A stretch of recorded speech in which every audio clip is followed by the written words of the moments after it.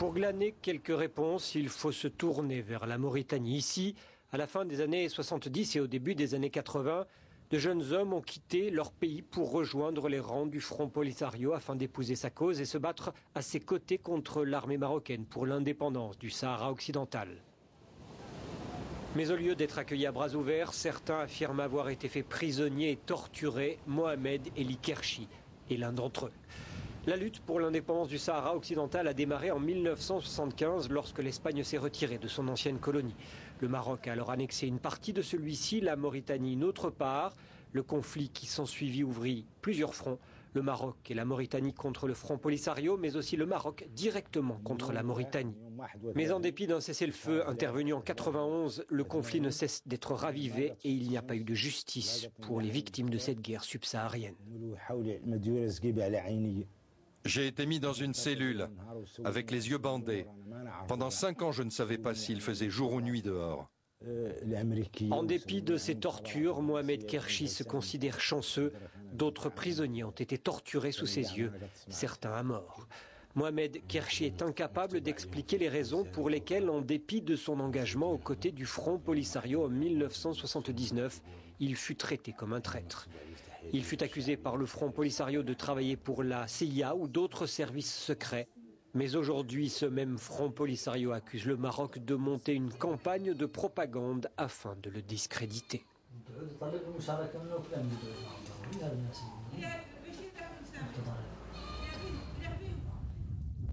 L'espoir d'une justice pour les disparus est mince. Moulaya Ould El Hassem vit à Nouakchott, la capitale de la Mauritanie. Son frère n'est pas à ses côtés. Il a été maintenu prisonnier 7 années durant par le Front Polisario. Malheureusement, arrivé là-bas, il a été emprisonné, il a été torturé, il a subi toutes sortes de mauvais traitements. Les survivants des camps lui ont avoué que son frère était mort, mais il est encore listé comme officiellement porté disparu. Je me rappelle de ces souvenirs aujourd'hui comme si c'était hier. Quand il prenait ma main pour m'amener jouer avec lui, quand il me donnait des pièces de monnaie, un tas de choses que je ne peux pas vous expliquer, mais à chaque moment, je pense à lui. Et je regrette de ne plus avoir ce frère qui était vraiment pour moi une personne très chère, exceptionnellement chère, que j'aimais beaucoup, vous ne pouvez pas imaginer. Ould Moulaya ne peut trouver de poste de professeur. Il travaille donc dans le magasin de produits alimentaires de son père. Son père qui, après 30 ans, n'a pu se remettre de la perte de son fils aîné.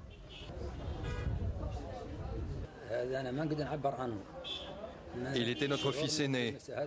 Nous l'avions envoyé à l'école. Nous avions espéré qu'il ferait quelque chose dans la vie. Il a été très bien éduqué. Nous ne trouverons jamais de consolation à sa mort. Je demande que ceux qui sont liés à sa mort soient jugés et punis. Traduire les responsables en justice est également l'objectif de Jean Abou, un pasteur libanais basé à Bruxelles. En octobre dernier, ici, dans cet hôtel, il a commencé la rédaction de son rapport sur les crimes qui auraient été commis. Ce sont les personnes, les victimes et les familles des victimes qui sont venues ici et qui m'ont raconté leur histoire, ce qui leur est arrivé dans les camps de Tindouf, au sud d'Algérie. C'est là justement où j'ai constaté toutes les violations, où j'ai pris toutes les photos nécessaires pour prouver les souffrances qu'ils ont subies.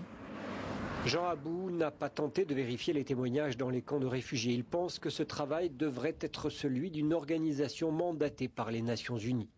Mais il ne souhaite pas attendre. Il y a quelques semaines, dans la capitale mauritanienne, le pasteur libanais a présenté son rapport, un rapport qu'il souhaite transmettre à l'ONU.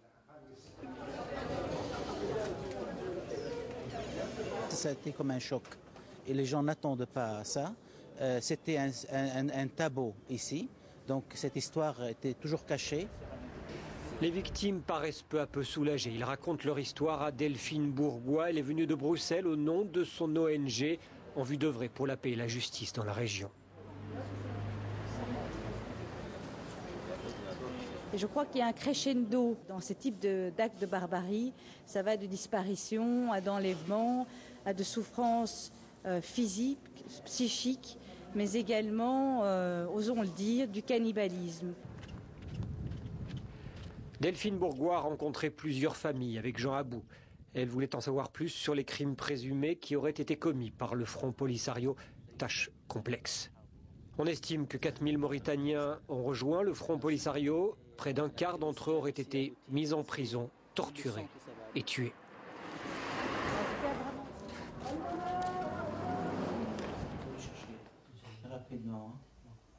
Ces hommes étaient accusés d'être des espions. Par la torture, le Front Polisario tentait de les faire avouer, explique-t-il.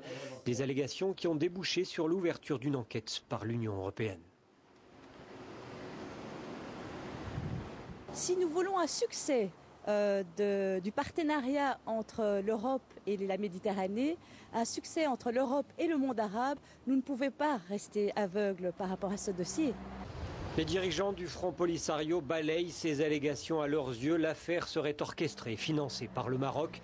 De quoi susciter de nouvelles tensions entre Rabat et Alger, qui a longtemps soutenu le Front Polisario. Il s'agit ni plus ni moins d'une campagne de propagande qui vise donc à salir l'image du Front Polisario. Si M. Abou est vraiment honnête dans son action, le minimum, c'était de faire vérifier, c'était de demander à l'autre partie. Si le Front Polisario ne porte aucune responsabilité, alors qui est à l'origine de ces crimes? Pendant cette guerre, tous les moyens ont été utilisés contre nous, y compris effectivement un travail tout à fait avancé et perfectionné des services de secret. Ce que je peux vous affirmer, c'est qu'il n'y a eu jamais de torture. Ce que je peux vous affirmer en même temps, effectivement, qu'il y a des prisonniers, il y a eu des dépassements, mais parler de la torture systématique, ça n'a jamais été existé et ça n'existe pas dans notre système, Dieu merci. Il y a quelques semaines, à Bruxelles, l'ONG de Delphine Bourgois a présenté son rapport sur les allégations d'abus, un rapport qui doit également être présenté à l'ONU. Les victimes, elles réclament une reconnaissance publique de leur souffrance. J'ai fait appel au Maroc, à l'Algérie et à la Mauritanie d'arrêter ces gens-là. On parle du droit, même si on ne fait pas droit aux victimes. Donc Longtemps condamné au silence, Mohamed Eli Kerchi a maintenant une chance de s'exprimer, de rappeler aussi que le conflit du Sahara occidental ne doit pas être oublié.